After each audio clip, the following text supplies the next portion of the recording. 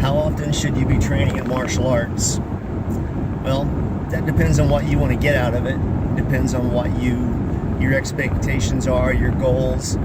In Taekwondo, it's a martial art that's constantly evolving so quickly that coming an hour once or twice a week, that's doesn't even touch the iceberg, tip of the iceberg. Just to be average on the same playing field as average competitors. Some of these guys are competing. They have tournaments every weekend, which means they're competing a couple times a month, and they're not great. They're not Olympic hopefuls or anything like that, but they just love competing and they love martial arts. They love the Taekwondo competition, and these guys are training 3 hours a day. It's a part-time job, 5 days a week, 6 days a week. They're training 17 to 20 hours a week, developing their skills, because there's so much to learn. There's attacking drills, counter drills, evasion drills, combinations, footwork drills. There's plyometrics, strengthening and conditioning. There's nutrition, all sorts of things that go into it. Sparring drills. A lot of the old school sparring competitors, like myself, we would spar a couple hours a day, 5 days a week. That's just sparring. On top of that, we would make time to kick paddles, do Hogu drills with each other, working on attacking and countering drills. And we would do that after every good sparring session. So there's a lot of Taekwondo schools today where you'll see the instructors wearing the Rainbow Coalition uniform, and they've got all the bells and whistles and badges. And then you watch them kick or watch them do a technique, and they are eager to remind you that they are a master.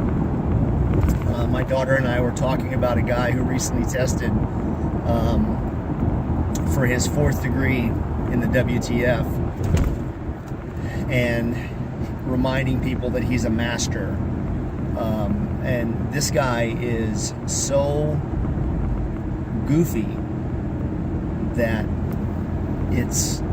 if I were training under him, there's no way I could respect him. If he's reminding me of his place and of his his knowledge base and his skill base, no way that I could respect him. And that just comes down to the title. I don't care who you are or what your title is. You got to earn that respect every day. And the easiest way to do it is by proving yourself. When people see you, they see you doing something. You should be training. I think that even for my students, the ones that are just at medium, intermediate belts, you should still be training 6, 7, 8 hours a week. And that's without exception. An hour in the gym a day, it's not that much. And I know here in the state of Hawaii, we're busy and we have all sorts of things that we have to do and get done. But if your goal is to be a black belt and to be a good black belt, an hour a day is not that much to ask. And not only that, but you got to be in a leadership position, leading those classes. A lot of schools, they love to throw a black belt on somebody just for the sake of teaching and having another instructor. I know my daughter's visited a bunch of schools, and in the past I have had the same thing. As soon as the instructor finds out you're a black belt, they're like, "Oh, okay, you teach it for me. It's you teach it Grandmaster school now," and they want you to automatically come in and start working for them. And if I saw somebody like that and they're throwing sloppy techniques, or you're going to recognize it when the person isn't legit. And the best way to do that is just good old-fashioned hardcore training. Don't be afraid to get in there and spar, throw your gear on. Don't be afraid to kick the bags and the paddles and the gloves with some bad intentions sometimes. It's not about the game of just getting your foot up and touching a target. It's about creating havoc when you hit something? How much damage can you cause? It's self-defense.